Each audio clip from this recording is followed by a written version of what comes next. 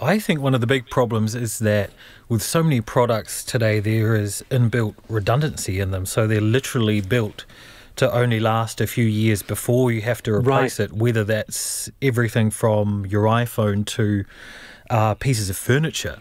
They aren't built to last, which I think makes an antique culture impossible now when that inbuilt redundancy is there. Which I think is a shame for a number of reasons, from climate change all the way to sentimentality. There are so many reasons that we shouldn't have this redundancy in all the things that we buy. So I think we lose so much in having it. I agree with that, Michael. And I went to this beautiful exhibition at Auckland Art Gallery looking at mid-century furniture. But I want to ask you, will the furniture made today be in a museum in 100 years? I think so. I think you wouldn't throw away a David Trowbridge lampshade, partly because you've spent so much money on it, but also because of its inherent beauty, and it would just be handed on. Of course, one of the things about that article, it seems to talk about antiques and heirlooms in the same breath, but heirlooms by definition will never end up in the antique market because they're handed down from generation to generation. And we're beginning to, or you can see a bit of a parallel, probably a faint parallel between Pākehā approaches to a handed down product and the Maori approach of Maori, where objects are imbued with the spirit of the people who made them, the people who used them, the occasions they were used for, and they build an increasing value because of that, and all the patina and the evidence of their use as part of their value. Alexia, what do you think? The oldest object in your house? Would be a great uncle's writing desk with an inkwell in it. Given to me because he has the same initials as me, which is kind of cool. But no, I think the most treasured heirloom, say heirlooms as opposed to antiques, would probably be my great uncle Jack's battered leather satchel that he carried through World War II with a silk map of France in it and his pay book. He never came back from the war, so it's pretty precious. What an extraordinary item. Yeah, not a like you say though. It's not going to end up in an antique shop. It's going to be passed down through the family. Michael Smythe, thank you very much for your time. Okay, just in terms of what Morgan was saying, continuous improvement is a real thing that does matter. Planned obsolescence is not a good thing, but they can end up doing much the same thing. Okay. All right, Michael, thank you very much for your time there. A lot of response regarding electric vehicles. Personally, I think this electric hippie chic has been smoking too much leaf. So not a fan of the electric car. And Andrew says, look, a Leaf is not a serious car. Too expensive, poor range, performance at lights, okay, but not a rocket sled. Dull car to drive. Electric second-hand imports, so a very bad idea, old technology. So sorry to leave you with such a downer note, but our panellists have been wonderful. So, Morgan I Godfrey. can't believe all these petrol heads. Yeah, exactly. This has just made me think of my beautiful V8 Daimler I used to drive. Morgan Godfrey, Alexi Russell, I'm thank you very getting a much for your Tesla. time. All right. See you, folks. I'm Wallace Chapman, back for Friday. Till then.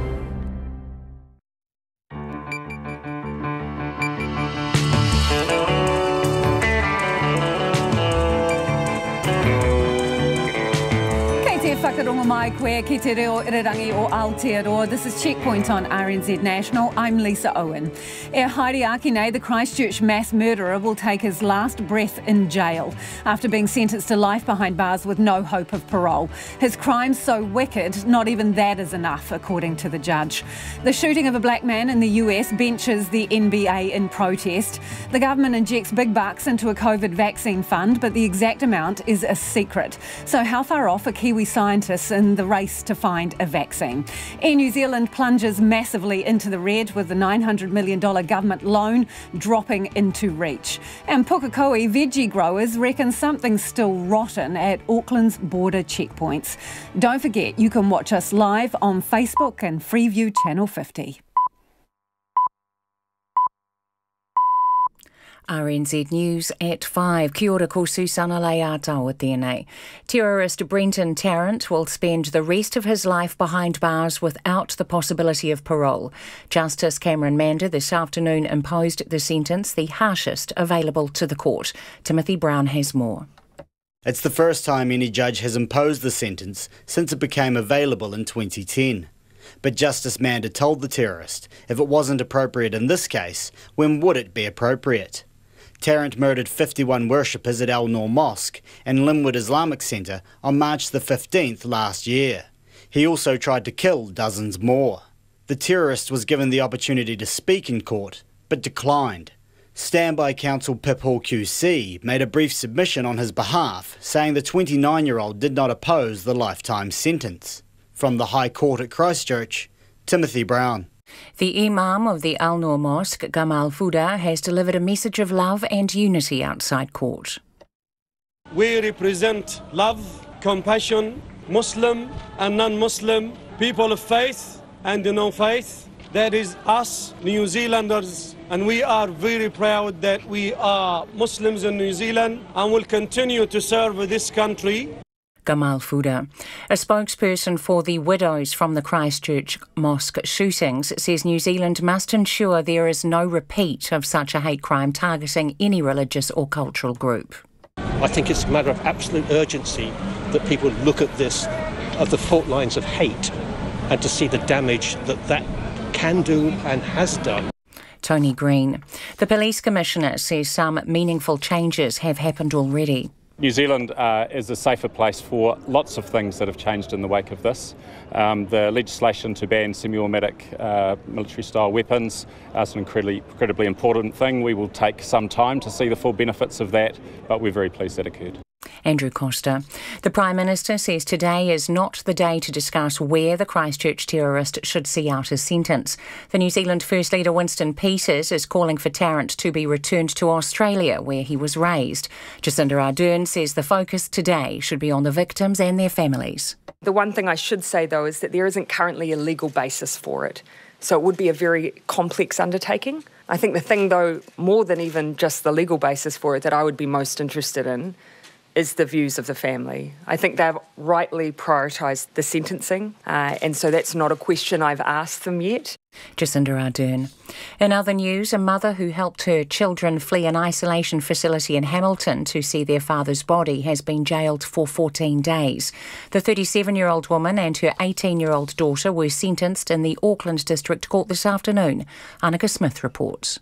The mother, her teenage daughter and two other children, aged 17 and 12, fled the Distinction Hotel in Te Rapa in July after flying in from Brisbane 4 days earlier. Today, the court heard she was trying to reunite them with the body of their father, who had suddenly died after their application for compassionate leave was declined. Her supporters in court expressed shock today as she was jailed for 14 days, insisting she had 5 children to care for and they could pay a fine. The woman's 18-year-old daughter was discharged without conviction, the judge finding she had followed the lead of her mother. Ko Annika Smith aho. A lawyer representing the family of Alo Ngata, who died while in police custody in 2018, fears police aren't taking a highly critical report into his death seriously enough. The Independent Police Conduct Authority report identifies multiple failures by officers who restrained Mr Ngata after he was arrested for violently assaulting an elderly stranger in 2018. Lawyer Murray Dyberg is questioning the police's response to the findings. I do have concerns about that response. It would appear that there is a failure to acknowledge the degree and the depth of the police failings during the course of Alo being in police custody. Marie Dyberg QC. The Health Minister says a further 3 million masks will be released in the coming days to be distributed amongst local communities where there is public transport. From Monday, everyone over the age of 12 will have to wear a mask or face covering on public transport and planes under level 2 or higher, but not on the school bus. Passengers in taxis and using ride shares do not need to wear face coverings, but drivers do. An independent report into contact tracing has found the system has improved, but the recent outbreak and problems at the border have highlighted the need for better accountability. The Contact Tracing Assurance Committee's report says the ministry's made good progress, but there's an urgent need for scenario planning and stress testing. The Health Minister Chris Hipkins says the report's release was delayed by the latest outbreak, so it's now weeks old. A lot of work has happened since then, so you'll see that the system is continuously improving, and ultimately the results are the thing that we've got to focus on here, and the results here are actually very good. Chris Hipkins. It's 5.5 minutes past 5. Sporting walkouts over racial injustice in the United States are growing following the boycott by NBA basketball side Milwaukee Bucks of their playoff game against the Orlando Magic. Milwaukee refused to take the court in protest of police shooting in Wisconsin. The NBA subsequently postponed today's other playoff matches, including Steven Adams' Oklahoma City Thunder's game against the Houston Rockets. Major League Baseball and Major League Soccer have also postponed games, while two-time Grand Slam champion Naomi Osaka has pulled out of the semi-finals of the latest WTA in New York in protest at racial injustice. Long-serving Silver Fern Laura Langman doesn't believe she'll have trouble adjusting to life outside of netball. Langman, who's the most capped Silver Fern in the game's history, playing 163 tests, announced earlier this week she was retiring from international play. Langman is currently based in Australia, playing for the Sunshine Coast Lightning, and wants to play for them again next season, but is also looking forward to having time to herself. I've always been someone who has wanted to do other things as well, but when you are committed to a team like the Ferns, you've got to be smart in terms of what you put your energy into. And now I don't have that. I'm a free agent, so to speak. So I'm excited for what other activities I'll be able to do. Netballer Laura Langman. That's the news. Stark reminders of trauma and loss. I have lost many friends, children of friends, and my family have lost the friends they grow up with. As justice is meted out. Victims have made it clear they want the gunman locked up for the rest of his life, and it's the first time in court might consider life imprisonment without parole. And the victims get the final word. How do I, their mum, console their aching hearts? It's all here. Morning reports weekdays from 6 on air and online. Now the short forecast from Met Service to midnight tomorrow. Northland, Auckland and Coromandel. Showers, persistent and heavier for a time this afternoon and evening, clearing tomorrow. Bay of Plenty and Gisborne through to Wairarapa. Showers, some heavy with hail, clearing overnight. Isolated thunderstorms in Wairarapa. Waikato to Wellington, including central high country. Showers, some possibly heavy with hail, clearing tonight. Cloudy periods tomorrow with isolated showers. For Bulla, Westland and Fiordland, fine tonight, isolated showers in southern Fiordland. Showers developing tomorrow, turning to heavy rain south of Haast. Nelson, Marlborough and Canterbury, scattered showers, some heavy in Marlborough and Nelson with hail and possible thunderstorms. Showers clearing tonight, then fine weather. For Southland and Otago, mainly fine, wintry showers from Dunedin southwards, then rain tomorrow night for Southland and Clutha. In Chatham Islands, mainly fine, scattered showers tonight. RNZ National, it's 8.5 minutes past 5. Thanks, Susanna. Kia ora and welcome to Checkpoint. New Zealand's worst murderer will spend the rest of his life in prison with no possibility of ever getting out. Brenton Tarrant has been handed the harshest possible sentence and a first in New Zealand. For his many victims, it was what they wanted and have waited 18 months for since that day last March when their lives were changed forever. Outside court, there were cheers, applause, joy and relief. Our reporter Logan Church has been at the High Court in Christchurch, and just a warning, his story may contain some distressing details. On each of the 51 charges of murder, charges 1 to 51, you are sentenced to life imprisonment. I order that you serve the sentences without parole. Justice Cameron Manda saying even that isn't long enough. Your crimes, however, are so wicked that even if you are detained until you die, it will not exhaust the requirements of punishment and denunciation. Victims and their families cheered with joy as they left the court. They got what they had all asked for, the harshest possible sentence. The terrorists threw us with a bullet and the loving people of New Zealand and Christchurch. They throw us with a flower.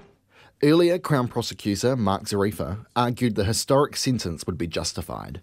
The harm to the survivors, the victim families, the Muslim community of Christchurch, and to the rest of New Zealand who stand in solidarity with the victims is irreparable. And I submit, Your Honour, that the offender's actions are a painful and harrowing mark in New Zealand's history. Tarrant chose to represent himself during the sentencing. He did not oppose the Crown's proposed sentence. Lawyer Kerry Cook acted as amicus curiae to provide a legal opposition to the Crown. He said there was potential for rehabilitation, and Tarrant had offered to meet with his victims. He says his extreme views had also recently tempered. He also submitted a sentence of life without parole was unconstitutional and potentially breached Tarrant's human rights. But Justice Mander told Tarrant the question had to be asked. If this sentence couldn't be applied now, when could it? But did you not consider, however long the length of your incarceration during your lifetime, that it could, even in a modest way, atone for what you have done? Justice Mander listed each person who died or was injured. Fathers, brothers, mothers, sisters, husbands, wives, sons and daughters. He described to Tarrant the immense heartbreak their loss had caused their families and community.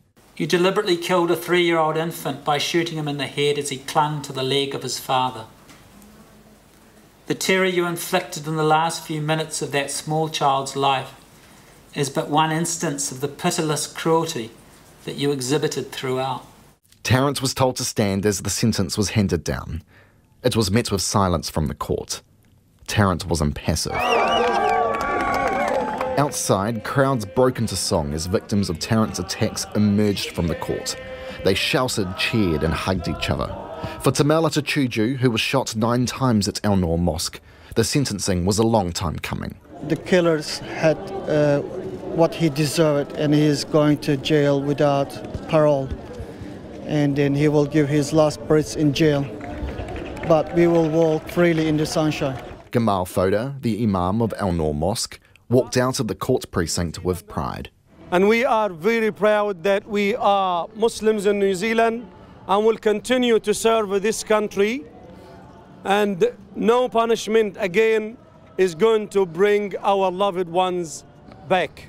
Hamina Tuyan, who lost her husband in the attacks, also welcomed the sentencing. If you ask a lot of us, we would tell you that this is what we've been praying for. This is the next best that we can have in New Zealand justice system.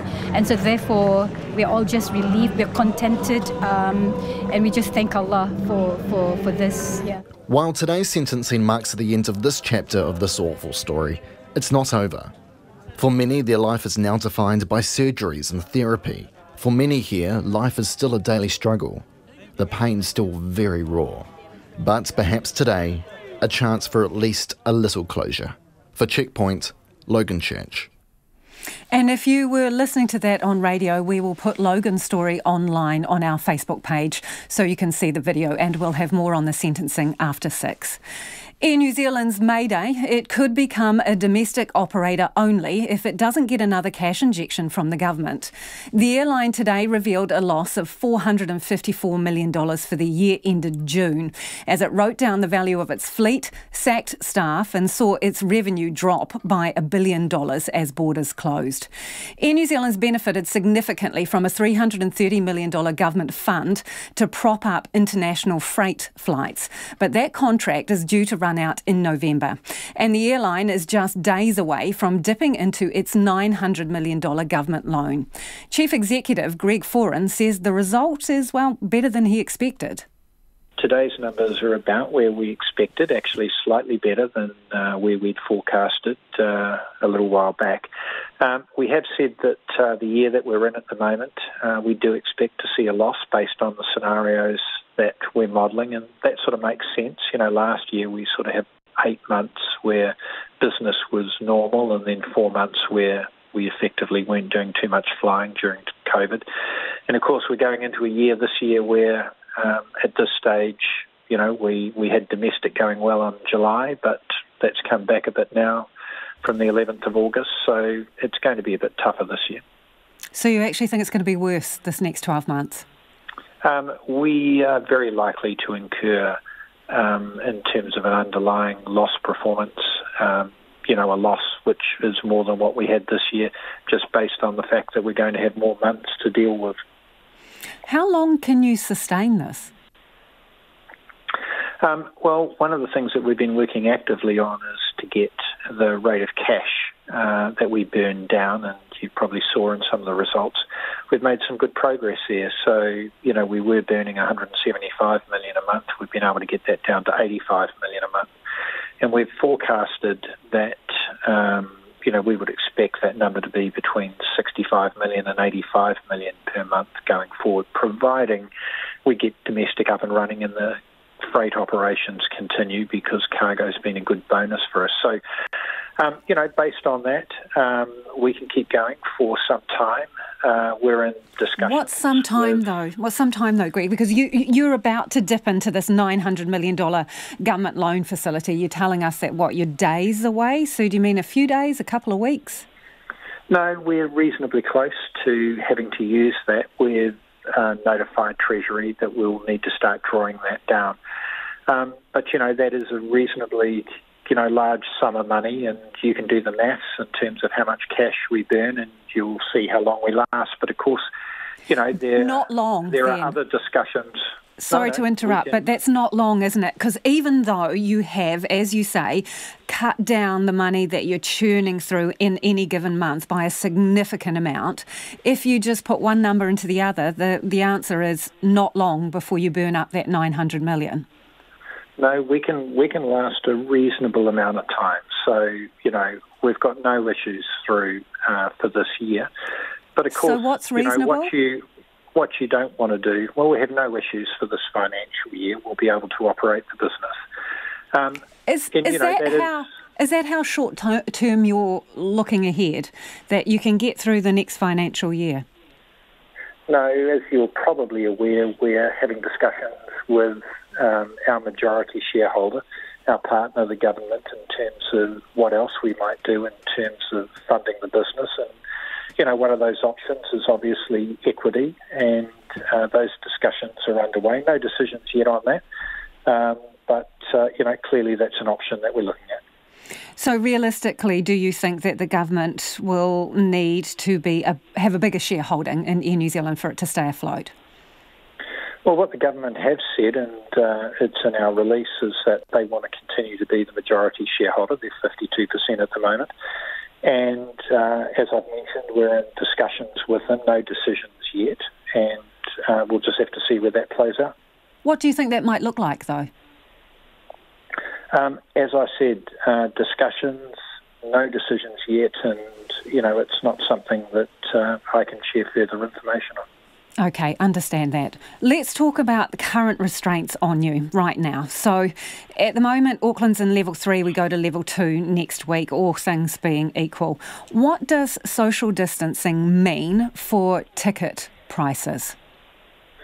Well, let me get to that. But, the first thing I would say is that, we do completely understand the need to keep everyone safe. And that's one of the reasons that Air New Zealand has been so proactive, with crew around PPE gear and, making sure that planes are cleaned, etc. Capacity restrictions, as we see, can bring further reassurance. But, as you've identified, they do bring some challenges. So it does make it reasonably tough for an airline like Air New Zealand, as it would for any airline, when you only can operate with half the seats on a smaller plane and 2/3 on a larger plane. And we've seen that with Jetstar. So, Jetstar have pulled out of the market, and they probably won't come back until we get down to level 1 and there's no social distancing. So, it's an ongoing discussion.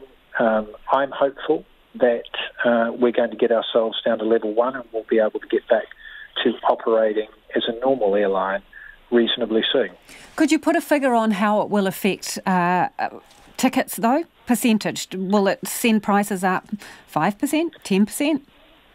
Well, it depends how long it goes on for, Lisa. So if it goes on for a short period of time, we'll maintain where we're at. If it went on for a lengthy period of time, it would make sense that prices will start to go up. because demand is likely to exceed supply. When I talked to you a few months ago, you were looking for an extra $150 million in further savings. So where is that coming from, and can we expect some more layoffs?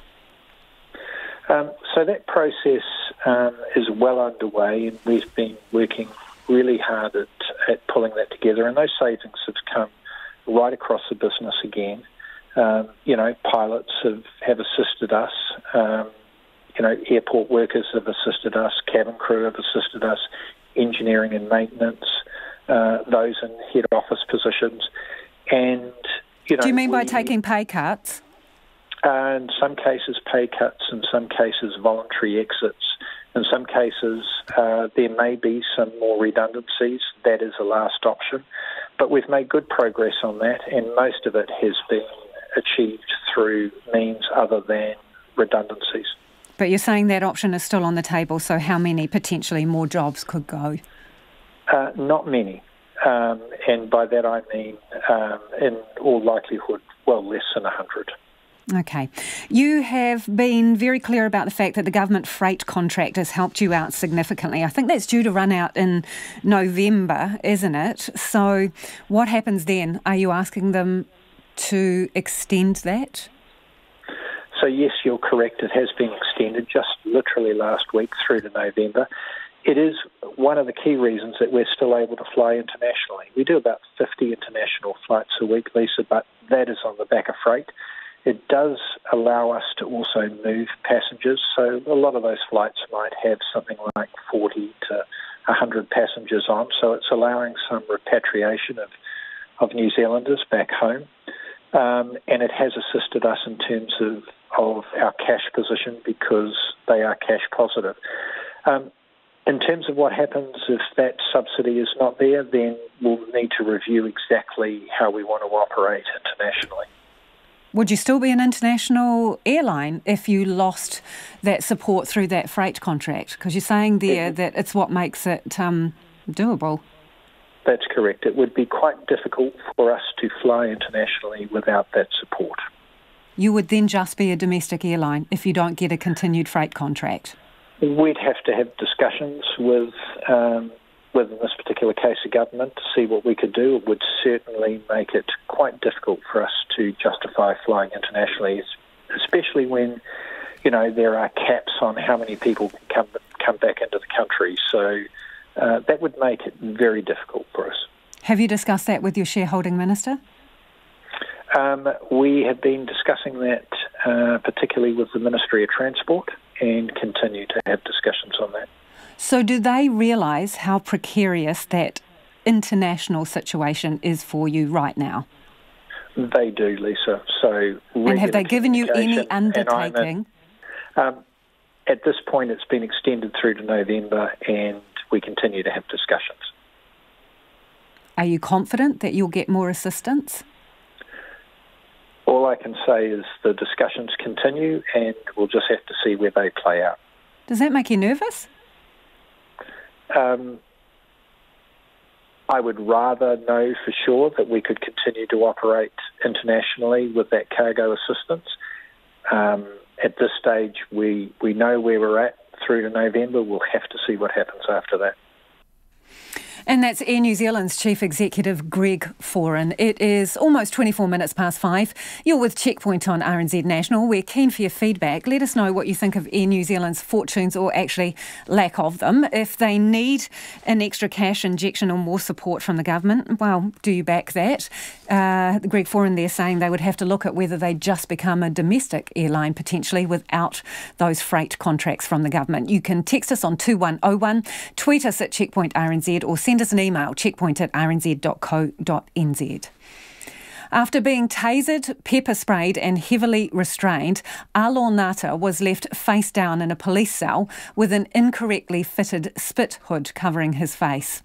Although police policy required him to be constantly monitored, It wasn't until CCTV footage showed his hands not moving and starting to change colour that officers came to his aid. He died in hospital 2 days later. The Independent Police Conduct Authority today released its report identifying multiple failures by the officers who restrained Mr Ngata, who was on meth when arrested for assaulting an elderly man in Auckland's Freeman's Bay in 2018.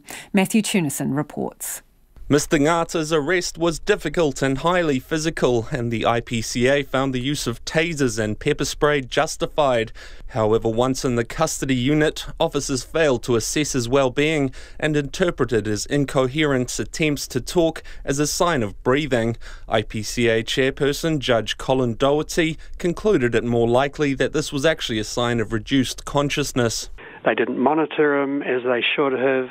They did not recognise his situation, and when it was recognised, there was still an unacceptable delay before they came into his cell to assist him. After spitting blood at officers, the 29-year-old was fitted with a spit hood, which has a mesh section at the top, the lower section made of a plasticised paper to prevent leaks. But CCTV footage showed the plastic part was covering Mr Ngata's entire face, with only the top of his head visible through the mesh section. A pathologist's report found that the hood could have obstructed his breathing. It also meant the officers couldn't gauge Mr Ngata's well-being by seeing his eyes or face. They wrongly assumed or wrongly interpreted his lack of cooperation as resistance, when we found that that was more likely to have been from reduced consciousness. Officers present told the IPCA that Mr Ngata had been struggling as he was carried from the police van to the cell, but the IPCA says the CCTV footage shows him apparently unresponsive in the officer's arms, his head bent over his torso before it slumps to one side. Before leaving the cell, they removed his leg ties and handcuffs, but kept the spit hood on, which the authority says was unacceptable. The IPCA has previously recommended better training for custody officers, but Judge Doherty says this is yet to be fully rolled out. We understand from police that that's now in train. It was our view that if it had been in train earlier, then police would have been greatly assisted in this case by that training. Superintendent Karen Malthus, the Auckland City Commander, says the circumstances were extraordinary and the death tragic.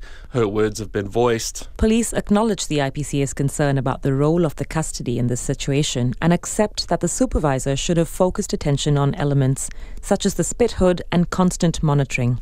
However, upon realising that Mr Ngata was in medical distress, police acted appropriately. Lawyer Marie Dyberg, who's acting for Mr Ngata's family, says the report makes for disturbing reading. I have also read the response of the police, and I do have concerns about that response. It would appear that there is a failure to acknowledge the degree and the depth of the police failings during the course of Alo being in police custody. Mr Ngata's death will also be the subject of a coroner's inquest. In Auckland for Checkpoint, call Matthew Tunison 10A. NBA players, including New Zealand's Steven Adams, have boycotted the latest game in their playoff series in protest at the shooting of Jacob Blake. The Milwaukee Bucks refused to take the court, instead gathering together to call for justice and for the officers responsible for shooting Jacob Blake 7 times in the back to be held accountable. That historic decision led the NBA to postpone at least 3 playoff games. Major League Baseball and soccer games have also been postponed. And 2-time Grand Slam champion Naomi Osaka has also joined the protest, withdrawing from a tennis match scheduled for later this week. But as Nick Trubridge reports, with sport cancellations already bearing the brunt of a global pandemic, it's the shooting of a black man which may bench the rest of the NBA season. Referees huddle in an empty basketball stadium. The Milwaukee Bucks were supposed to be playing here today, but Game 5 of their playoff series against the Orlando Magic was called off in protest over racial injustice following the police shooting of Jacob Blake in Wisconsin. The 29-year-old had just broken up a fight between 2 women in a suburban street and was leaning into his car when he was shot 7 times in his back at point-blank range. 3 of his sons, aged between 3 and 8 years of age, were in the car at the time and witnessed the shooting.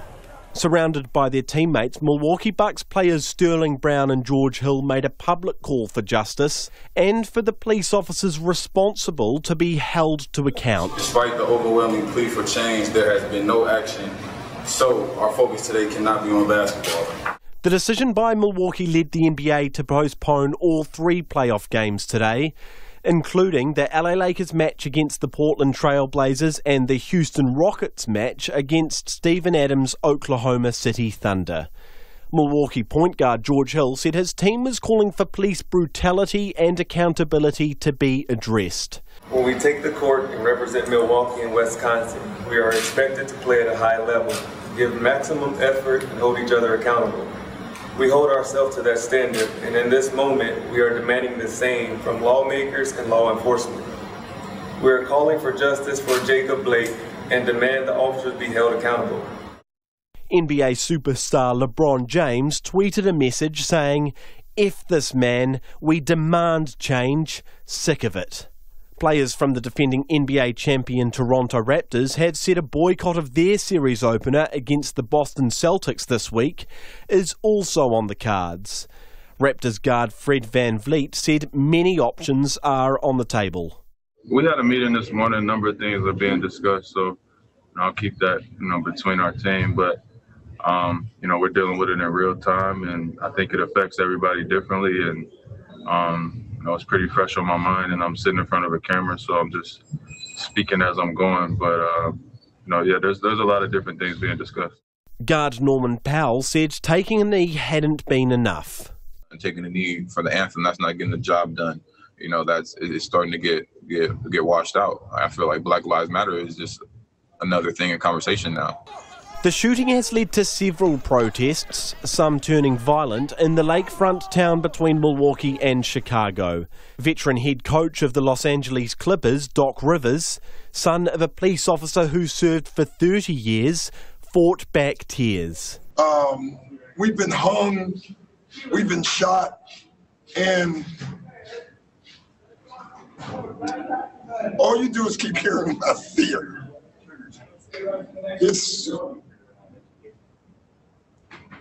It's amazing why we keep loving this country, and this country does not love us back.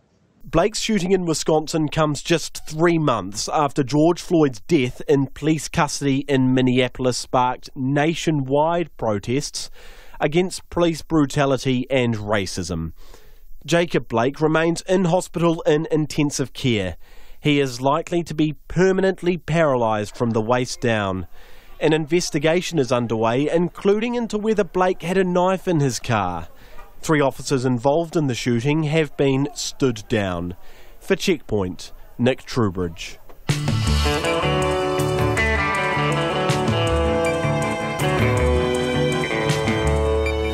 Coming up on Checkpoint on RNZ National, the government injects big bucks into a COVID vaccine fund, but the exact amount is a secret. We check in with Kiwi scientists racing to find their own vaccine, and there's good news. The DG of Health, Dr Ashley Bloomfield, takes a day off the COVID briefings to face protesters in Christchurch. And veggie growers near Pukekohe say there's still something rotten about the checkpoints surrounding the super city. We would love your feedback about anything you've heard on the program this evening. You can text us on 2101. You can tweet us at Checkpoint RNZ, Facebook us, Checkpoint, or the email is checkpoint@rnz.co.nz. Let's go now to Susanna with the headlines. The victims of the Christchurch mosque attacks are relieved and overjoyed at their attacker's harsh sentence. Brenton Tarrant will serve life behind bars without parole for murdering 51 worshippers at 2 mosques last year. It's the first time any judge has imposed the sentence since it became available in 2010. A spokesperson for the widows from the shootings says New Zealand must ensure there is no repeat of such a hate crime targeting any religious or cultural group. Tony Green says people should acknowledge the damage hate can cause. New Zealand First Leader Winston Peters wants Tarrant to carry out a sentence in Australia. Mr Peters says the country that raised him should cover the cost of his imprisonment. The Prime Minister says today is not the day for that discussion, but in time the victims' views on it should be heard. A 37-year-old woman who, along with her children, absconded from an isolation facility in Hamilton has been jailed for 14 days. The court heard she was trying to reunite the children with the body of their father, who had suddenly died after their application for compassionate leave was declined. An aviation commentator has described the financial situation of Air New Zealand as a tsunami of red ink that's not going to stop. Irene King says the airline is set to continue posting losses in the absence of any certainty about reopening the border. The airline's chief executive, Greg Foran, told Checkpoint the loss reported today of $454 million for the year ended June is better than they expected. Auckland's coronavirus testing centres have reported a steady increase in demand the last 2 days. About 5,500 tests were completed in the city yesterday, still short of the target of 7,000. However, testing centres have reported busier starts today. A member of the Canterbury District Health Board has told the Director General of Health the whole board should be fired. Board member Joe Kane told Ashley Bloomfield he should also get rid of the current Crown Monitor and bring in someone who can mend the relationships. Those are the latest news headlines from RNZ National. Our next news and weather update is at 6. Thanks, Susanna. If you're just joining us, this is Checkpoint and I'm Lisa Owen. And it's time for business news now with Emma Hatton, who's in our Wellington studio. Well, Emma, Groundhog Day. The NZX went down again for the third day in a row. What is going on here? Yeah. Interesting out there, Lisa. The servers came under another attack at about 11 o'clock this morning. So that's the website and the market announcement platform. So that's where companies put all their updates out and what they're up to. That went down shortly after the NZX decided to cease trading. And they do that because if investors and traders can't see what companies are up to, they can't trade on that. It's just not fair. There needs to be a level of disclosure there. So they ceased trading. The website did appear to come back online at about 2:30, and there were a few announcements that came through after that, but it seemed to actually go out again. I just checked before I came on air and it wasn't working. So the NZX made the call not to reopen trading at all. They made that announcement at about 2:45. Saying that they were working with cybersecurity experts and doing everything they could to address the situation. And they hope to be able to open it for trading at 8:30 tomorrow when it would normally open. And I mean, it's been canvassed quite well during the news today, but what's happening is it's something called a distributed denial of service attack. And it's basically they with the sheer volume of requests that they send a server, it just overwhelms it and it's not able to operate. So it's coming from offshore. We know that from Spark. It's coming from overseas, and they're probably using a bunch of thousands of computers that are rerouting and sending this request through to the NZX at the same time, and it just can't handle it. So there's some consensus that because this is happening frequently, this is a sophisticated and organised attack. Where it's coming from and who's doing it, there's a lot of speculation out there. Spark can't pinpoint where it's coming from country-wise or anything like that, and in any case, it's probably routed to different points around the world. I mean, it's pretty staggering for a national stock exchange to be out for 3 days in a row. And basically, once it's started, the only thing they can do is shut down the source of the traffic. So they're trying to block IP addresses from where all of these requests are coming from. But there will be so many of these addresses. And if, they get blocked, they've probably got more that are coming online. So it can potentially be very difficult to stop. What they need to do once they have stopped it, we've been told from cyber experts, is they need to make their own server capacity bigger. So it's basically it's a game of size. The biggest volume wins here. One thing that has been talked about today, which we've had some clarification on, is this tool that the GCSB runs that's called Cortex. And there's been some speculation about whether this could have protected the servers. That's, supposedly a next level cyber protection tool for important New Zealand servers. We asked NZX if they had Cortex protection. They said we can't say who has it because that's sensitive information. However, what they did say is that Cortex servers detect and disrupt malware from advanced and persistent threats. And this type of attack isn't malware trying to be put on their server. It's just a run of sheer volume. So it would seem that the Cortex protections probably wouldn't have worked in any case on this type of thing. What we do know, though, is that no internal systems have been compromised and training information has not been breached.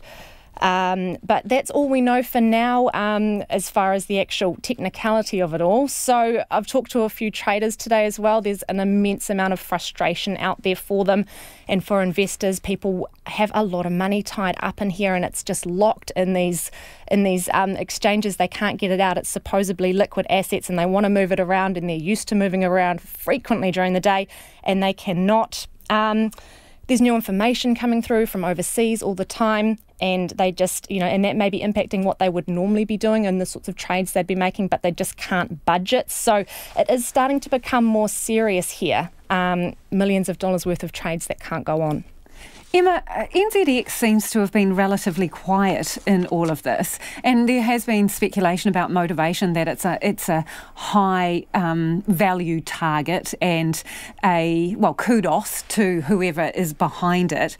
But do we know yet if anyone's asked for anything? Because there's often a ransom attached to this kind of behaviour. Are they saying anything about that? We haven't had any information on whether there have been demands made or whether that is something that is likely to come through if this is expected to continue.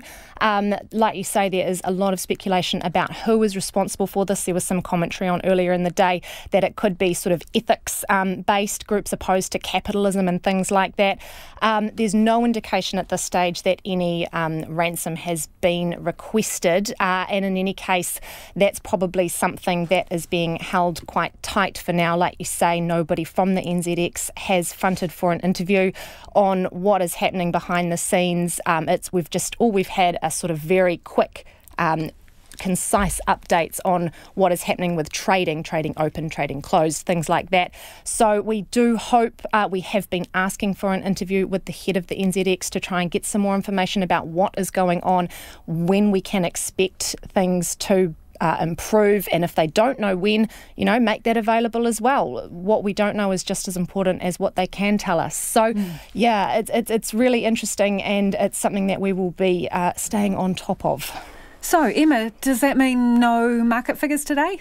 Oh, I've always got market figures for you. So we only had about an hour of trading this morning, but the NZX Top 50 Index managed to gain 22 points, and I guess it closed at 12,053 points.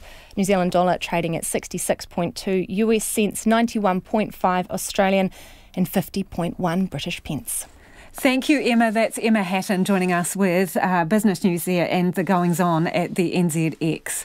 A COVID-19 vaccine for New Zealanders could still be up to 2 years away, but the government is shelling out hundreds of millions of dollars to make sure the country doesn't miss out.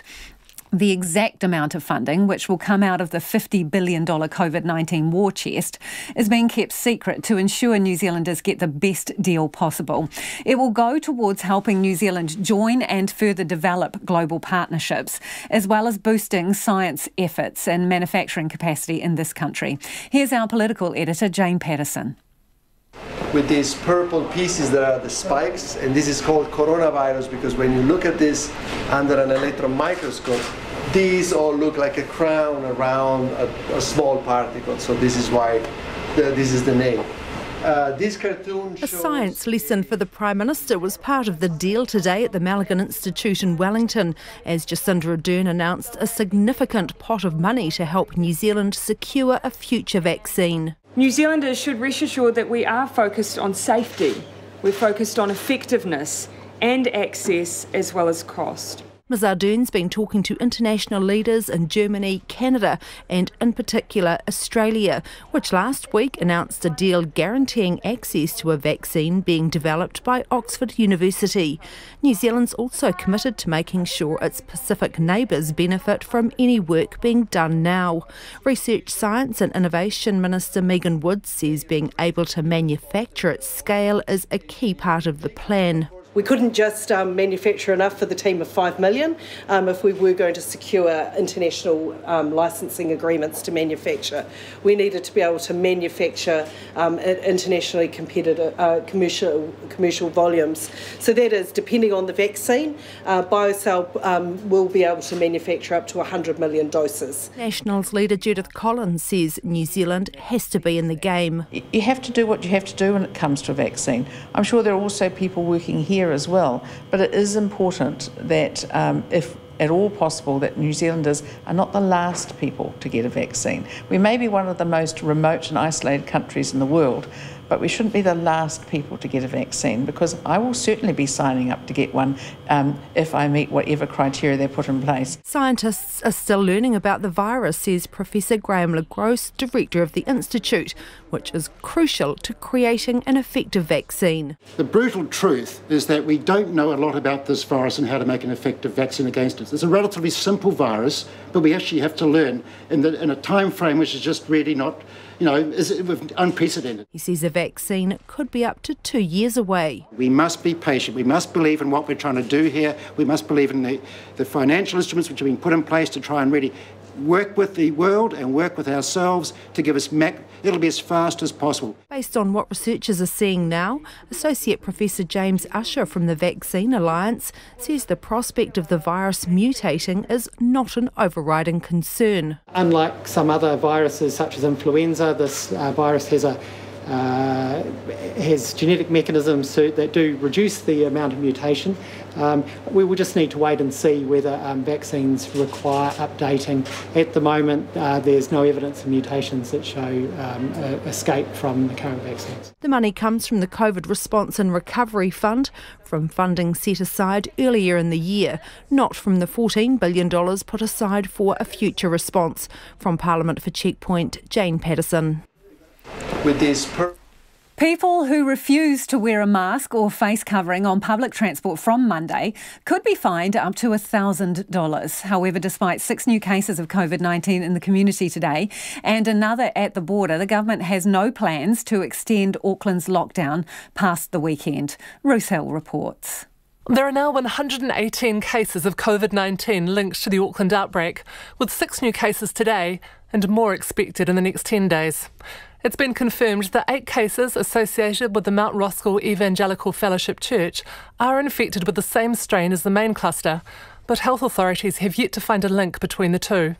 Here's the Director of Public Health, Carolyn McElnay, and Health Minister Chris Hipkins fronting today's media conference. We would feel happier if we were able to show what the link is from a person-to-person perspective with the large cluster. The best analogy that I've used, and you will have heard me use it here before, is it's like trying to solve a jigsaw puzzle, and each new positive case is another piece of the jigsaw puzzle, and it helps to show how the cases are linked. And so there are still some gaps on the jigsaw board at the moment, and each new positive case that we get helps us to fill in another gap. Regional Public Health have identified 200 people who were at church services on the 8th, 9th and 11th of August, and 400 people who were at a wedding on Friday, August the 7th. A second student at Mount Albert Grammar School has been diagnosed with the virus. In a letter to parents, the principal, Patrick Drum, says the student was infectious more than 2 weeks ago, therefore the risk to other students is low. But Public Health have requested all staff and students are tested as a precautionary measure. The school will reopen on Monday as planned. Mr Hipkins said it was likely, even probable, that more cases would be confirmed after Monday when Auckland moves to level 2. In fact, it could be 10 days before case numbers start to fall. The key piece of information that we are monitoring very, very closely is whether they are all still linked to the circle of contacts that we've been identifying. And at the moment, they still are. As of Monday, it will be compulsory for everyone aged 12 and over to wear masks or face coverings on buses, trains and most ferries, except on board the Inter-Islander, which is big enough to allow for social distancing. Those who don't could be hit with a $300 spot fine, and courts can impose fines of up to $1,000. Chris Hipkins said, however, police officers would not be stationed at bus stops, any more than police check every car to ensure people are wearing their seatbelts. The evidence that we've seen so far suggests that people are actually ready to embrace these new rules, and there's a lot of compliance already, which is very heartening and very welcome. But we're not going to be putting police officers on every second street corner to make sure that people are wearing their masks. There will be exemptions for health, disability and practicality reasons. Yesterday, laboratories processed 9,257 tests for COVID-19, which brings the total number of tests completed to date to 719,320. Chris Hipkins said the goal was still 10,000 tests a day and work was underway to open more testing stations. He said the report released today by the Contact Tracing Assurance Committee showed the ministry had made good progress in speeding up contact tracing. The committee, led by Sir Brian Roche, was tasked with the job of monitoring progress after an earlier audit found the system was too slow and needed to be up to 4 times faster. Mr Hipkins admitted there's work to be done, including an urgent need for scenario planning and stress testing, but points out real life has intervened. You've got to bear in mind here that up until 2 weeks ago, it was a hypothetical system. So, we're talking about, we did have a few, practice runs planned. We were going to stress test the system in a hypothetical sense. We've ended up stress testing the system in a live, real-time scenario. The report also highlighted the need to ensure equity for at-risk communities, including Māori and Pacifica. Mr Hipkins paid tribute to the Pacific community in South Auckland, who have taken the need for testing and self-isolation seriously. The clinical director for one South Auckland clinic, Malia Funaki, says most of the 250 people swabbed yesterday at one COVID testing station in West Auckland were Pacifica. Our Pacifica people are easy targets for COVID-19 to infect because we're a high-risk population, and we're also high risk for spreading the virus because of the communal nature of our culture. It is encouraging to see that our Pacific people are coming forward.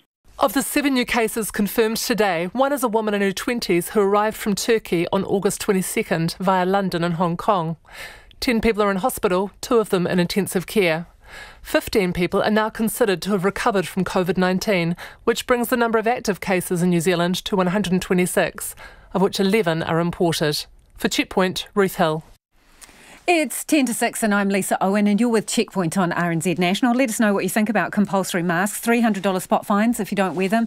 A $1,000 fine can be imposed by the court, but the authorities opting for education first, not enforcement. You can text us on 2101, tweet us at Checkpoint RNZ or send us an email, checkpoint@rnz.co.nz. 3 weeks ago, a massive explosion in Beirut killed at least 180 people, left hundreds of thousands homeless and ripped through 4 of the Lebanese city's hospitals. Now COVID-19 cases are surging there. The daily infection rate has doubled since the explosion and is feared to worsen. From Beirut, the BBC's Ola Guerin has this report. On Goro Street in Beirut, the challenge is immense. And the losses are counted in more than bricks and mortar. The house comes second because I have a lot of friends who died. I have like two close friends we lost. We have a lot of injuries. And in the city we have like 25 already died. But the government is, in a coma. We don't see them. Waleed Deeb stands in the wreckage of his 100-year-old house. He's trying to rebuild in the shadow of COVID-19, under pressure on every front. That's the nightmare of the whole thing. I don't know how we can survive. I don't know how the people will survive. People now are getting economically pressurized. So I'm not sure. I don't know. I don't know actually. There's no words that can describe what we're feeling now in Lebanon. A country still reeling from this massive explosion at Beirut port. Doctors say the chaos following the blast on the 4th of August created a perfect storm for the virus. And hospitals here were casualties too, including St. George's, where the explosion destroyed a 50-bed COVID unit. Overall, at this hospital, 31 people died. Right there, this is the port, and it's 800 meters from the blast. 800 meters? Straight line is 800 meters. Actually, the second the blast happened, this whole hospital became fully dysfunctional. So there was nothing, we could not work anything inside. Every possible precaution was being taken here to contain COVID-19. But the explosion put a stop to all that. The hospital chief of staff tells me that cases were increasing before the blast, and since they have doubled. So we are in a very critical time now because there is a community spreading of the virus. We lost some of the testing capability, and we lost at least 2 hospitals that were in the admitting corona patients. That report by the BBC's Orla Guerin. Vegetable growers in Pukekohe say lessons need to be learnt for any future lockdowns, as some essential workers are still being turned away at the border. The Ministry of Health is swamped with 10,000 exemption applications and won't process them all before the lockdown is due to lift on Sunday night. Police are also responding to a torrent of complaints about where the checkpoints have been placed. Alex Perrottet reports. Setting up 13 checkpoints, with 8 of them in the heart of the North Island's vegetable-growing heartland, was always going to be a nightmare, and not just for the farmers having to cross the border to get to work. Tyre repair guys, pump maintenance people, seed transplant people, seed supply companies, stock food companies that aren't being able to get over the border, which have been really difficult for for farmers and for the vegetable growing sector as well. Brendan Ball runs Ball Brothers, who grow carrots, onions and potatoes that help supply around a third of the country. He says many of those workers are also essential, but it's been hit and miss whether they get through the daily checkpoint. He says all of this could have been avoided if the government listened to their suggestion early on to put the border further north. Those suggestions were ignored and completely dismissed, which we found very disappointing, because we did point out that putting the border restrictions right in the middle of a production area, as well as the middle of a farming area, this would cause a whole lot of problems, and that's actually what has happened. The Ministry of Health has people working overtime to process more than 10,000 exemption applications. But 2 weeks in and days out from the lockdown lifting, only 2,100 have been approved for the country's food-growing engine room. Kylie Faulkner, the president of the Pukekohe Vegetable Growers Association, says the frontline police have been helpful, but even they are struggling to keep up. It's cold, it's miserable, and keeping up with sometimes hourly changes is very difficult. In a perfect world, we would have liked some better planning to be put in place prior to this, rather than it feels like a lot of things have had to happen on the run. Superintendent Shannon Gray says he's proud of the work of his officers, but many of them are having to make case-by-case decisions. So we just really need to apply a vigilant and reasonable approach to that and deal with each case on their merits. We're extremely proud of our people who are out there on those checkpoints. They've been out there coming up 2 weeks now. We all know the weather has been pretty inclement, and been exercising their judgment and making very sound decisions. He agrees that it may have been easier to shift the border elsewhere. Look, it certainly would. If we had moved it further north, it may have impacted on other communities. What we see and what we know as a result of doing this, and probably knew this beforehand, is we have a huge amount of people who commute from outside of Auckland to come to work. Likewise, there's other industries that operate further up the motorway that also have people commuting from outside Auckland. Kylie Faulkner says there's still time to improve things. She says the Bombay checkpoint on Mill Road, Razorback Road, is causing headaches, as it also stops local traffic not crossing into the Level 2 zone. So you've got a lot of residents or a lot of movements of vehicles, even horticultural businesses that are working within Bombay, which are in Level 3, but they all have to go through that checkpoint at the roundabout, or just before the roundabout, to be able to go home or to go to the farm. Brendan Ball agrees. They shouldn't be getting the people in Bombay trying to get through that border every single time they cross, whether they're essential or not, because even the people who live in Bombay who want to go shopping in Pukekohe, they feel like they can't get across without a good reason. But Superintendent Gray says there's operational and safety factors involved. He says moving the checkpoint to the southern motorway on-ramp, as suggested, to single out those trying to cross the border, would make it impossible to turn vehicles around. Brendan Ball says it's a matter of common sense and there are lessons for next time. What the people in Wellington should be learning out of this is what do we do better next time? How can we apply some common sense to what they've been doing, and how do they make it a bit more efficient for people who are legally going about their business? For these growers and even locals who need to get to the shops for essential supplies, Sunday night can't come quickly enough. For Checkpoint, Alex Perrottet. Let's get to some of your feedback now before the news at 6. On the subject of Air New Zealand, we spoke to Greg Foran earlier in the program, the boss of Air New Zealand.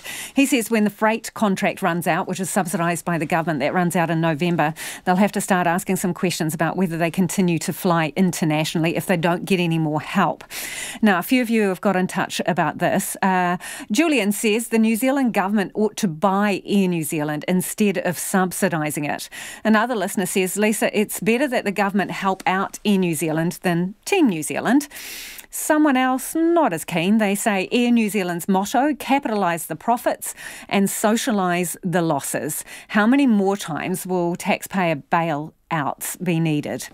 On a vaccine and government putting money into securing a vaccine, this listener says, what happened to our transparent government? They're spending taxpayer money on a vaccine and not telling us how much. The flu vaccine doesn't work, they say. People still get the flu. The COVID vaccine won't protect us either. No one would get through their childhood if we don't have immune systems. And that is from a nurse who says they've been in the business 40 years. I think the government's not telling us how much they've put aside, because that's kind of like telling the shopkeeper exactly what your budget is, and they're afraid they will not get a deal. RNZ News at 6. Ngā mihi nui ko Susana Leātaua tēnei. The judge sentencing terrorist Brenton Tarrant called his actions inhuman. Justice Cameron Manda this afternoon imposed a sentence of life in prison without parole, the harshest sentence ever given in New Zealand. Tarrant murdered 51 worshippers at Al Noor Mosque and Linwood Islamic Centre on March the 15th last year. In court, Justice Manda summed up the 29-year-old's crimes of murder and terrorism. You committed mass murder. You slaughtered unarmed and defenceless people. You maimed, wounded and crippled many others. Your victims include the young and the old, men, women and children. It is self-evident that your offending constituted extreme violence. It was brutal and beyond callous. Your actions were inhuman. Justice Cameron Manda. A survivor of the Christchurch mosque shootings says victims and loved ones can now move forward with their lives. Speaking outside court, Sheikh Hassan Rubel, who was shot 3 times inside the Al Noor Mosque, says his 2 daughters will grow up as proud New Zealanders. I'll move on. I want to get better soon. Although I have some, health complexity, but mentally I'm feeling really confident. And most importantly, that, like I always said, I feel really grateful for whatever the New Zealand people, New Zealand society has done for us, for me. And we as a Muslim, we want to do the same thing for the society. Sheikh Hassan Rubel. New Zealand First Leader Winston Peters wants the Christchurch terrorist to carry out his sentence in Australia. Mr Peters says the sentence matches the depravity of the gunman's crimes and he hopes this helps with the healing of those affected.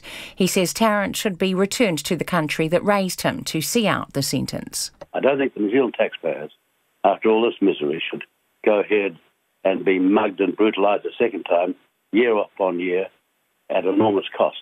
Winston Peters says although it would be a complicated process, it's something that should be made to happen. An independent report into New Zealand's contact tracing system has pointed to an urgent need for scenario planning and stress testing. The Contact Tracing Assurance Committee, led by Sir Brian Roche, is monitoring progress after an earlier audit found the system needed to be up to 4 times faster. The Health Minister, Chris Hipkins, says the ministry has made good progress, but admits there's work to be done on fully testing the system's capabilities. We were literally about sort of 24 hours away from hitting the go button on that, and we wanted to do that before we released the report recommending that it be done, and of course we ended up dealing with a real-life event instead. Chris Hipkins says the Auckland outbreak has shown the system is up to the job and contact tracing teams are consistently hitting their target of reaching 80% of close contacts within 48 hours. Auckland's COVID testing centres have reported a steady increase in demand in the last 2 days.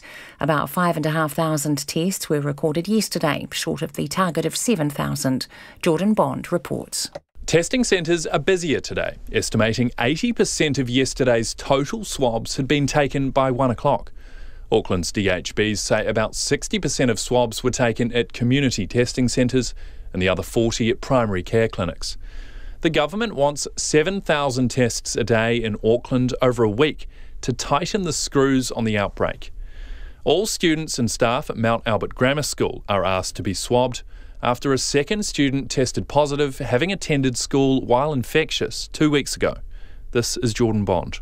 Passengers on public transport who refuse to cover their faces from Monday could be issued with a $300 infringement notice or a court-ordered fine of up to $1,000. The Health Minister, Chris Hipkins, says, however, the authorities won't be coming down hard, at least initially. From Monday, everyone over the age of 12 will have to wear a mask or face covering on public transport and planes under level 2 or higher, but not on the school bus. Passengers in taxis and using ride shares do not need to wear face coverings, but drivers do. Air New Zealand is warning it could be forced to reduce operations to domestic only if it doesn't win another freight contract from the government. The carrier today reported a loss of $454 million from the year ended June, compared with a $276 million profit in the previous year. The airline says revenue dropped by $1 billion after borders closed. Its chief executive, Greg Foran, told Checkpoint once a government freight contract expires in November, the airline may only fly domestically. It would certainly make it quite difficult for us to justify flying internationally, especially when, there are caps on how many people can come back into the country. So that would make it very difficult for us. Greg Foran says Air New Zealand has notified Treasury that it is now just days away from dipping into a $900 million government loan. It's coming up to 5.5 minutes past 6. Sporting walkouts over racial injustice in the United States are growing following the boycott by NBA basketball side Milwaukee Bucks of their playoff game against the Orlando Magic. Milwaukee refused to take the court in protest at a police shooting in Wisconsin, and the NBA subsequently postponed today's other playoff matches, including Steven Adams' Oklahoma City Thunder's game against the Houston Rockets. ESPN's Malika Andrews reports. Minutes before tip-off, the announcer came over the PA system and said, "And now welcome the Orlando Magic." The Orlando Magic players took the court and the Milwaukee Bucks players just did not. There was music playing. The reporters were in the stands. Referees were out on the court ready to officiate a game, and Milwaukee just never came out of their locker room. Now, I've been in touch with one Magic player who said it really did catch them completely by surprise. They were happy to stand with the Milwaukee Bucks once they learned what was happening and going on. Major League Baseball and soccer have also postponed games, while two-time Grand Slam champion Naomi Osaka has pulled out of the latest WTA event in New York. 3 Phoenix players have been named in the A-League's Team of the Year, voted in by their fellow players. Defender Libby Kakeish and midfielder Ulysses Davila were named in the playing 11, while Phoenix captain Stephen Taylor was named on the bench. Phoenix manager Ufuk Talay was selected as the side's manager. That's the news. Take the pulse of the day's news every weeknight at 10. Our Prime Minister, Jens Stoltenberg, the day after the shootings, he said that our answer to this is more democracy, more openness and more humanity. Live with local, national and international stories as they happen. So the first one on 22nd of September, the leaders' debate, and the last one will be the 15th of October, so not long before polling day itself. Up to date if you're up late. Lately with Karen Hay every weeknight from 10 on RNZ National. Now the short forecast from Met Service to midnight tomorrow. Northland, Auckland and Coromandel, showers persistent and heavier for a time tonight, clearing tomorrow. Bay of Plenty, Gisborne through to Wairarapa, showers, some heavy with hail, clearing overnight. Isolated thunderstorms in Wairarapa. For Waikato to Wellington, including central high country, showers, possibly heavy with hail, clearing tonight, cloudy periods tomorrow with isolated showers. Bulla, Westland and Fiordland, fine tonight. Isolated showers in southern Fiordland. Showers developing tomorrow, turning to heavy rain south of Haast. For Nelson, Marlborough and Canterbury, scattered showers, some heavy in Marlborough and Nelson, with hail and possible thunderstorms. Showers clearing tonight, then fine weather. Southland and Otago mainly fine. Wintry showers from Dunedin southwards. Rain tomorrow night for Southland and Clutha. And Chatham Islands mainly fine, scattered showers. RNZ National. It's coming up to 8.5 minutes past 6. Thanks, Susanna. Kia ora anō. This is Checkpoint and I'm Lisa Owen. The government's injected hundreds of millions of dollars into a fund to secure a COVID vaccine, but it won't say exactly how much because it doesn't want to compromise its ability to do a deal. The money's on top of $37 million earmarked earlier this year for domestic research, boosting manufacturing capability and supporting international research collaborations. The government says this latest round of funding will give it access to promising candidates as well as joining collective initiatives working towards securing a vaccine. The announcement was made at the Mulligan Institute, where scientists are racing to come up with their own vaccine. The research director there, Professor Graham LeGros, says the money shows New Zealand can be taken seriously. I think it's fantastic, that level of intent, because I think you need to start building the confidence that actually we have some real heft going into this, because it's been small amounts of money, very targeted, and you can see what's happening globally. Major amounts of money to try and secure a position or actually give confidence it's worthwhile even discussing with us as a nation with vaccine. Just think about vaccine suppliers, or if we're trying to do a deal to either manufacture someone's vaccine, we've got to show there's a commitment with the government behind us. They won't tell us exactly how much because they don't want to compromise their ability to do a deal. But, you know, you move in these kinds of circles. How much does it cost to get in the game and get a vaccine? It's changed. It's changed. And that's the honest truth. It costs not very much to get in the game. The real game is finishing. Finishing with that phase 3 clinical trial, finishing with manufacturing and actually having manufacturing and finish and fill of those little bottles of vials to a degree that satisfies regulatory issues. The real cost is making a vaccine which is safe and actually it doesn't get made in some factory and the wrong things get put in it. That costs a fortune, having all the apparatus and the automatic machines that actually do all that safely and well, at the level of millions of vials a week or a month production. So the nuts and bolts cost you a lot of coin, potentially more than actually coming up with the stuff that goes inside the nuts and bolts. So today we showed the Prime Minister a vaccine actually we could shove into our arms sort of thing, but is actually making it at high level in a safe way, which is not contaminated, and actually lasts the distance. We've heard a lot about the Moderna vaccine, which is the messenger RNA vaccine, but it's got to be stored at -80. The cold chain is impossible for any country, even for America. No one has -80 freezers in their medical clinic. We couldn't distribute it around the world. So do you get anything from this fund today? You there at the Mulligan Institute, you're in the game, you're racing to come up with your own vaccine. We're making one right now. We've done the entry thing. What this does, it gives us serious kind of sort of credibility that if we had the right vaccine that could be accelerated up, we've got the government behind us to say, OK, let's make manufacturing plants work like this. So it's serious intent to show that if they've got one which works the right way for the New Zealand population, and remember, we don't want to commit which one it is, because then it's a guaranteed market then. We want to get the right one for New Zealand, that New Zealanders will accept. And we've actually got to work through a few things like that. OK, so in terms of what you're doing, last time we spoke, you said, and I'm quoting you here, you said you were going for it, right? So How far have you got? Well, we have made one that looks cool, and we've injected some mice, and they've made a response. And we now think, yippee, it actually works. We've got to check and do some real diligence now to say, can it really neutralise the virus in its tracks? Can it really get the right part? Because the real problem, we talk about spike protein and the ACE2 receptor, which is throughout our body, we've got to stop that interaction.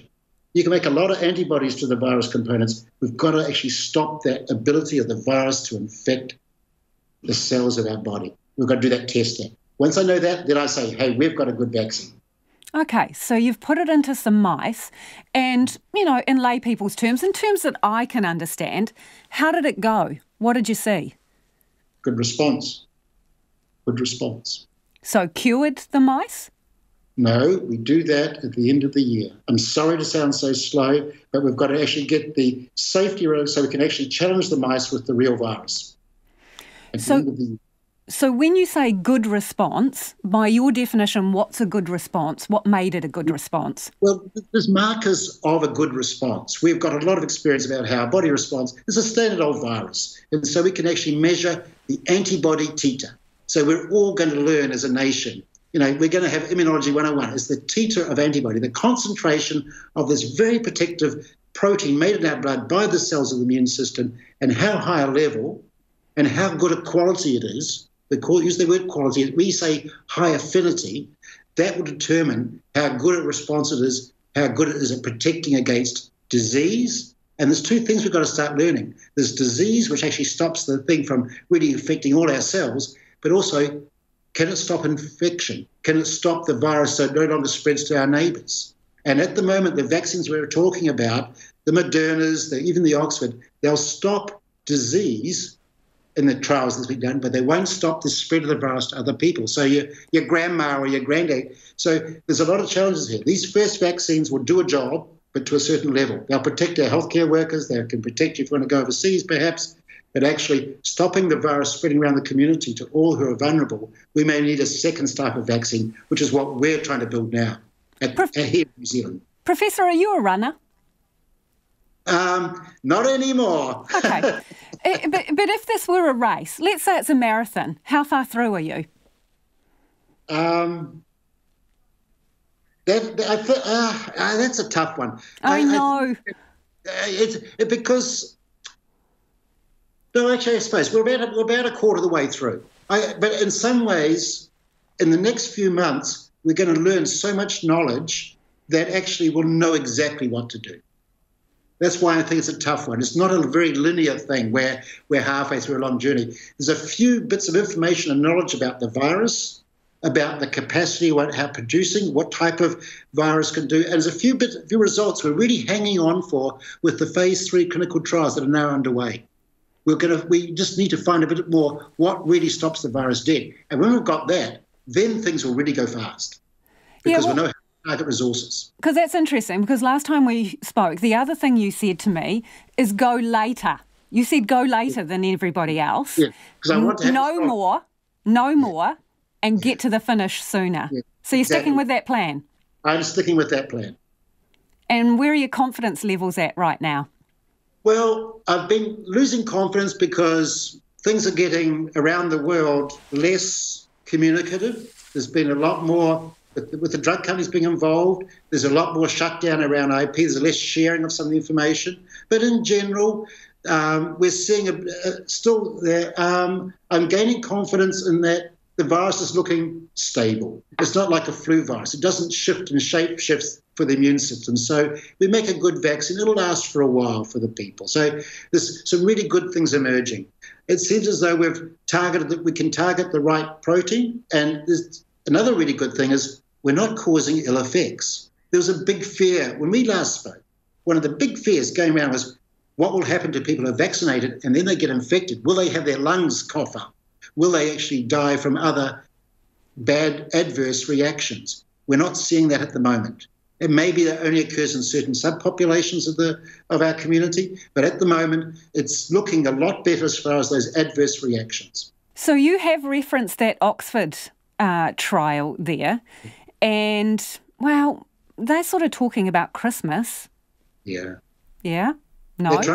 You've got to remember, and you're a media junkie, I'm a media junkie, we're being led along a little bit by things, and they're trying to keep people's confidence. And it's not a bad thing, because if people had to think they're not going to get a vaccine until, honest truth, March next year in the UK, they'll start rioting, wouldn't they? Isn't it a bit better to lead them along the nose? So there's those very considerations. There's also these when you've got the hands of the drug companies, they want to keep interest from the investors in their products. It's about making a stamp and attracting the attention.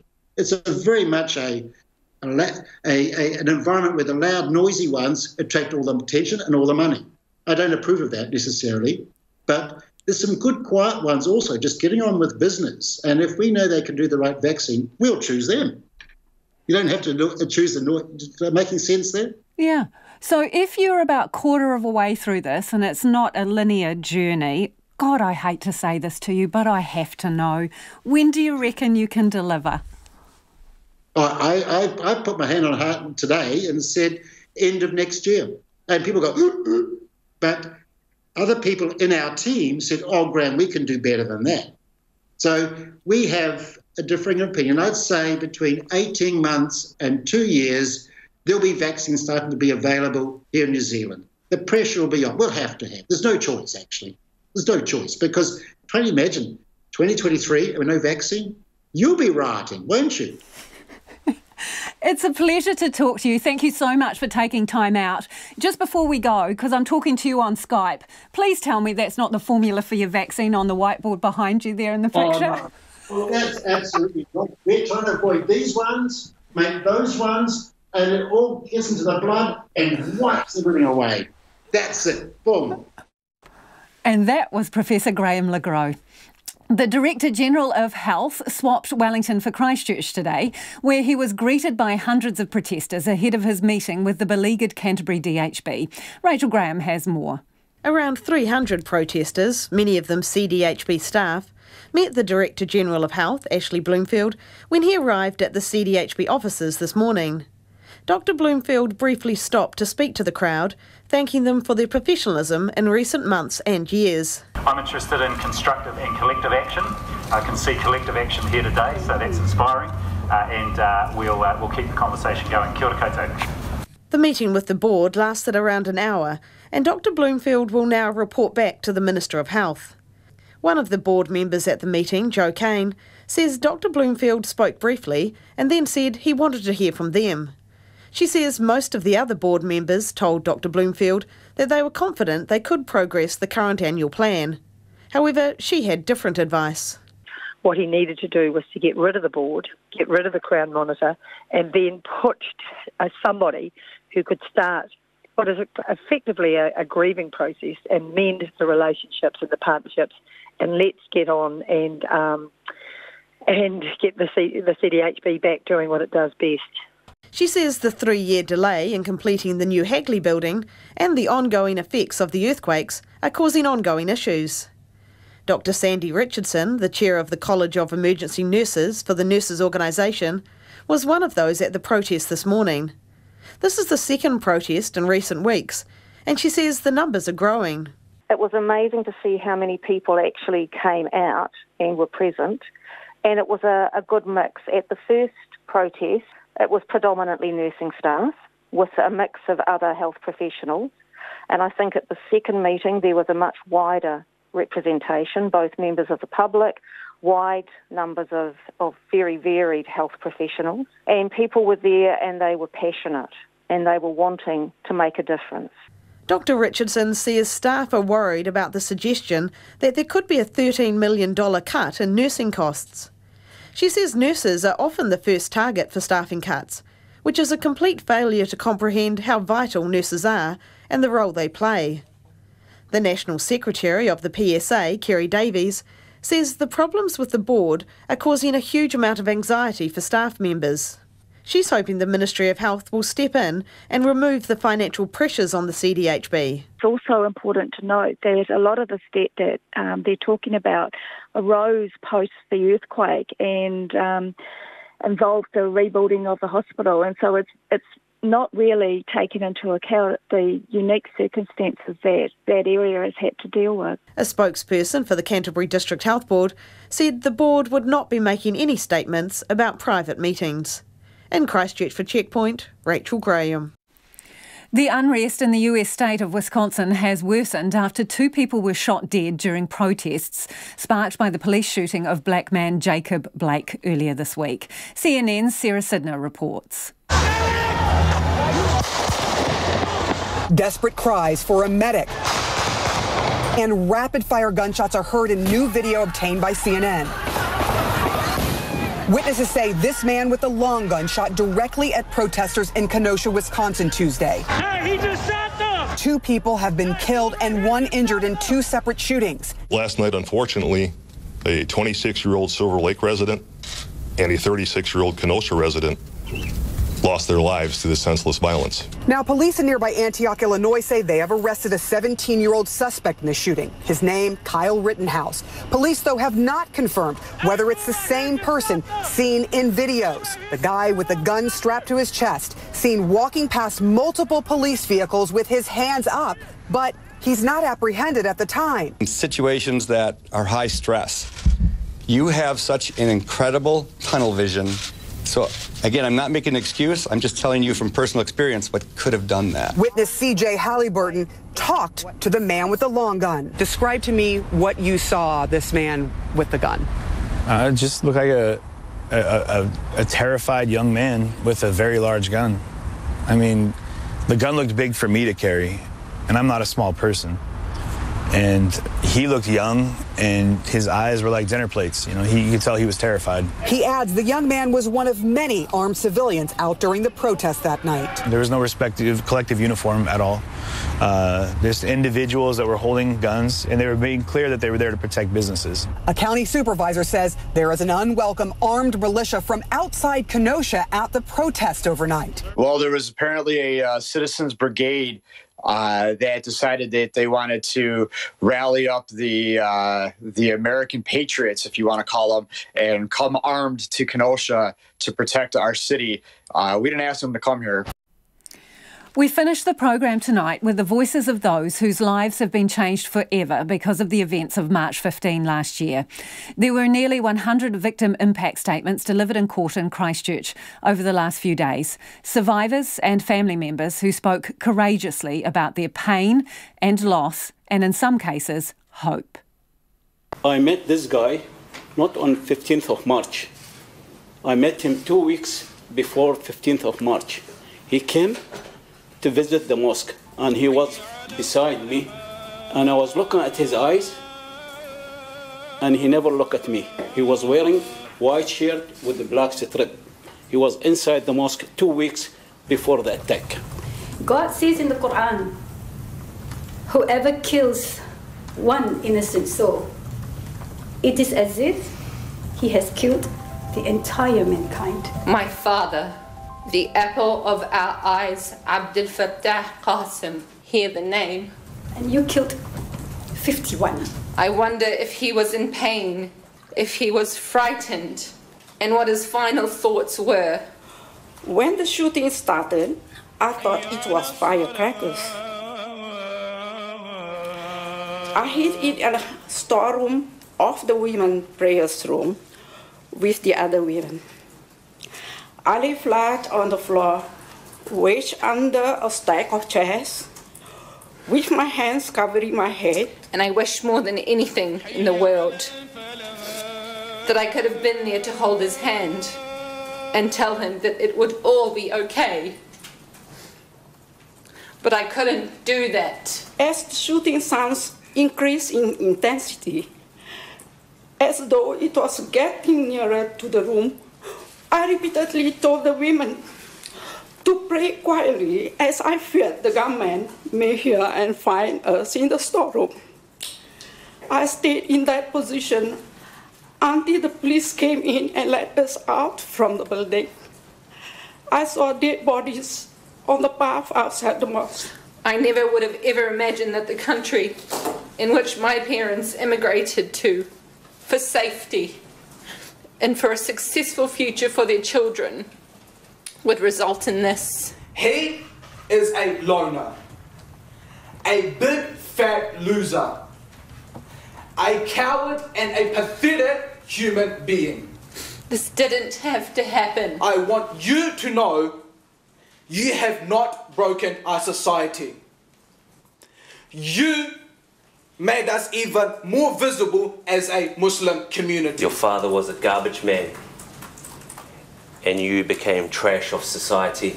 You deserve to be buried in a landfill. I held a 3-year-old boy in my arms, praying that he was still alive. He was not. You took him away. He was free. Today you are called terrorists, and you proved that to the world that I was not, and us as a Muslim were not terrorists. I say to the people of New Zealand that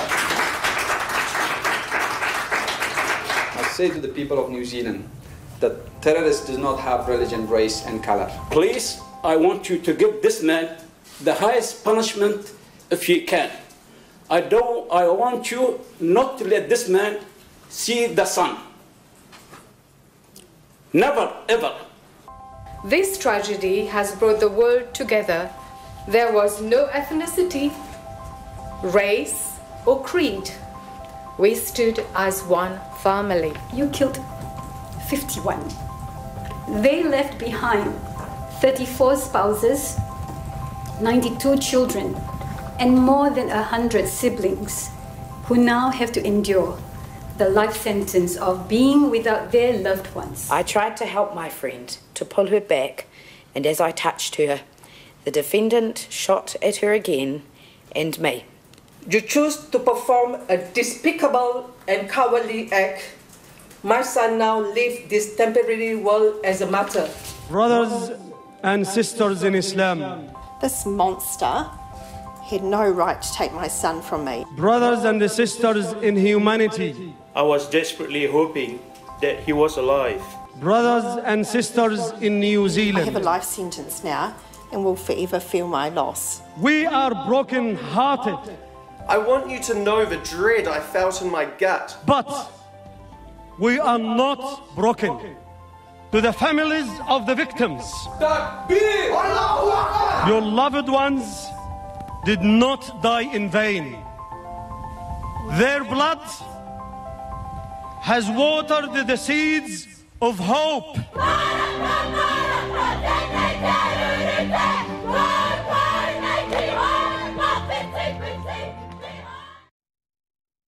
RNZ News headlines at 6:30. The actions of the Christchurch terrorist were called inhuman by the judge, sentencing him today to life in prison without parole. Passengers who refuse to wear face coverings on public transport from Monday could face fines of up to $1,000. Air New Zealand is warning it may only fly domestically from November if it doesn't win another freight contract from the government. A member of the troubled Canterbury District Health Board has told the Director General of Health to sack the whole board. Our next news and weather is at 7. Tonight on Nights, this week's cultural ambassador Charlie Cuff from Planet Adolescent on the rise of sim racing within his demographic. That's car racing on the computer. Our astronomer Alan Gilmore brings us up to speed with a few of the asteroids zipping past Earth recently. Tabu Batugira on the economic impact of COVID on Uganda, and Music Geo Aro singing Wata in praise of Aotearoa's wildlife.